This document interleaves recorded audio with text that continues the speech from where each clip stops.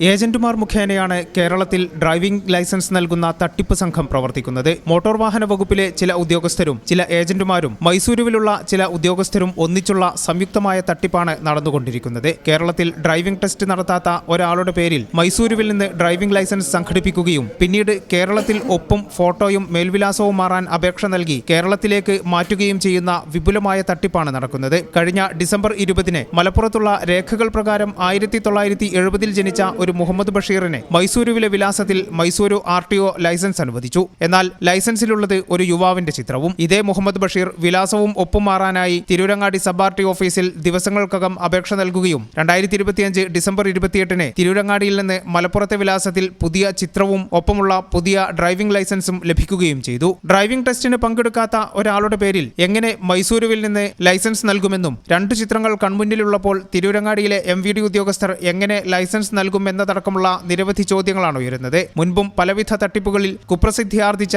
ഓഫീസാണ് Tirurangadi sub RTO office. വ്യാജ RC, വ്യാജ ഉദ്യോഗസ്ഥർ, വ്യാജ മീറ്റർ അങ്ങനെ നിരവധി വിവാദങ്ങളിൽ ഈ ഓഫീസ് ഉൾപ്പെട്ടിരുന്നു. വിഷയത്തിൽ അന്വേഷണം ആവശ്യപ്പെട്ട് DGPക്കും തിരൂരങ്ങാടി പോലീസിലും യൂത്ത് ലീഗ് പരാതി നൽകി. യൂത്ത് ലീഗ് തിരൂരങ്ങാടി മണ്ഡലം president UA Razak, Riyas Thottungal, CH Aboobacker Siddique, Jafar Kunnatheri, advocate CMS Anas തുടങ്ങിയവർ RTO ഓഫീസിലെത്തി പ്രതിഷേധം അറിയിച്ചു.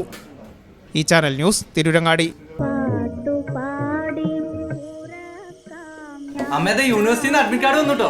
ആഹാ, അത് നന്നായല്ലോ. അപ്പോ ഈ വിസയും ടിക്കറ്റ് ഒക്കെ വേഗം ശരിയാക്കേണ്ടി വരില്ലേ കണ്ണാ? വേണം. കാശ് എത്ര വേണ്ടി വരുടാ? ഒരു 4-5 ലക്ഷം എന്തായാലും വേണ്ടി വരും. എത്ര ദിവസം കിട്ടും നമുക്ക്? 20-25 ദിവസം. അമ്മ ഞാനെന്താ മറുപടി അയക്കണ്ടേ? നീ ഓക്കെ പറഞ്ഞു.